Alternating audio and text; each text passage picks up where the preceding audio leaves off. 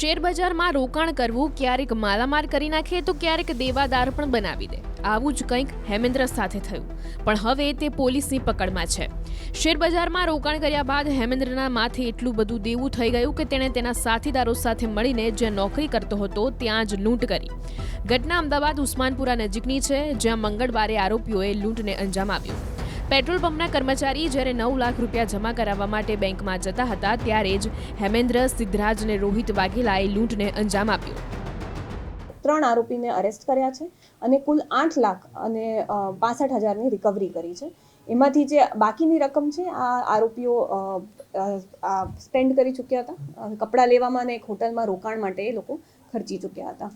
એમાં મુખ્ય 3 આરોપી છે. એમાં એક હેમેન્દ્ર સિંહ છે, સોલંકી છે, જે અસિસ્ટન્ટ મેનેજર હતો એ જ પેટ્રોલ પંપમાં, અને એની પાછળ બેઠો હતો. આ પૈસાની થેલી એને પકડી રાખી હતી, તો એનું પણ ઇન્વોલ્વમેન્ટ હતું. અને એના સાથે 2 અગાઉના એમ્પ્લોય જે હાલ રજા પર હતા પેટ્રોલ પંપમાં, એમાં સિદ્ધરાજસિંહ વાઘેલા અને રોહિત યાદવ, એ 2 આરોપી હતા, જે આ ત્રણેયની સંડોવણી હતી અને એ લોકોએ આખી પ્લાનિંગ કરી હતી. હેમેન્દ્રસિંહ છે એને થોડુંક શેર બજારમાં નુકસાન ગયો હતો અને અસિસ્ટન્ટ મેનેજર તરીકે પેટ્રોલ પંપમાં કામ કરતો હતો.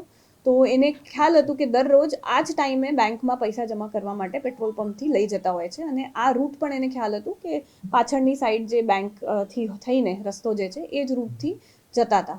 એટલે કાલના દિવસમાં એ પોતે પણ બાઇક પર હાજર હતો અને એને જ આ 2 બીજા એમ્પ્લોઈઝ જે હતા એમને ટીપ આપી હતી, અને પછી આ રીતે એ લોકોએ આખું પ્લાનિંગ કરીને કાવતરું કર્યું હતું. પહેલાં તો સૌપ્રથમ પેટ્રોલ પંપના તમામ સ્ટાફની પૂછપરછ કરી, અને એમાંથી થોડુંક હિન્ટ મળ્યું હતું કે આ રીતે આ ભાઈનું થોડુંક લોસ થયું છે, અને અગાઉ એ જ જાહેરાત કરતા હતા.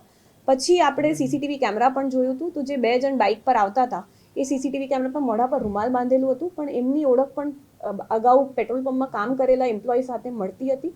તો એ ડિરેક્શનમાં થોડુંક તપાસ કરતા આ આખું ખબર પડી હતી અમને. 9 લાખની ઝડપ થઈ છે. એમાંથી 8 લાખ 65,000 પાછા આવ્યા છે. એમાં જ બાકીની જે રકમ છે 35,000 એ લોકોએ એક હોટલમાં રોકાણ માટે જે આરોપી છે એમાં વાપરી દીધી, અને નવા કપડાં લેવામાં વાપરી હતી.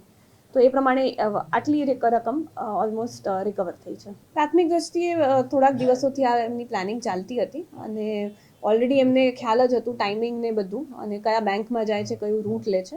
એટલે બહુ પ્રી પ્લાનિંગ તો નથી, પણ ત્રણે ત્રણ એ જ પેટ્રોલ પંપમાં એમ્પ્લોય હતા.